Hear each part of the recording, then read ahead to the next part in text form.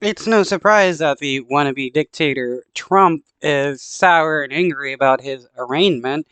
He's mad that he's being charged with the crimes that he's committed when he believes that he is free to do whatever he wants because he's a former president. Sour and angry. That's how former President Trump is reportedly feeling after yesterday's historic arraignment. I immediately knew with his body language that he wasn't happy. He was definitely pissed off, and he was also kind of raging on the plane, I was told. According to reporters in the courtroom, Trump became increasingly irritated as the hearing progressed. He was fingerprinted but not handcuffed and did not have his mugshot taken. It's time we stop giving politicians special treatment just because they're a politician or a former politician. He should have been handcuffed and had his mugshot taken just like any other citizen who committed a crime. The federal magistrate was 15 minutes late, and as he waited for her, Trump stared at her vacant seat. One detail in particular that seemed to irk the former president the most, and that is when he was in there in that hearing and the judge referred to him simply as, quote, Mr. Trump. Now, he is someone who, at his Bedminster Club where he is back tonight or when he's at Mar-a-Lago, I bet he forces everybody to call him former President Trump because this guy has a big ego that he needs to feed constantly. he is still referred to by those around him as President Trump. He was cautioned. Oh, President Trump, not even former president. He still believes that he is the actual president of the United States.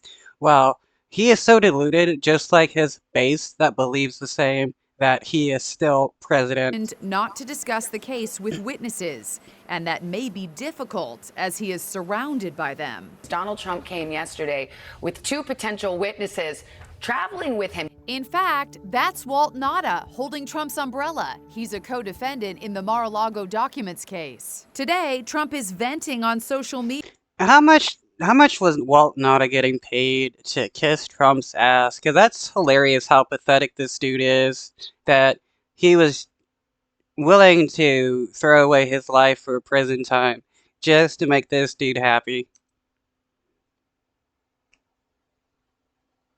Media calling on the Supreme Court to intervene. Crazy. It's election interference, and the Supreme Court must intercede. MAGA. And we're hearing today from one of the so-called fake electors the Trump campaign is alleged to have recruited to overturn the election. 73-year-old Michelle Lundgren is one of 16 electors in Michigan, now charged with election fraud. They signed certificates falsely claiming that Trump won the state and that they were the rightful electors.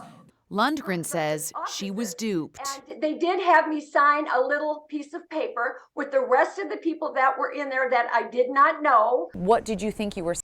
I mean, it's possible that these people were duped, but I feel like they're just, like, this person is trying to use being duped as a way to get out of getting in trouble because these supposed electors are getting charged with crimes.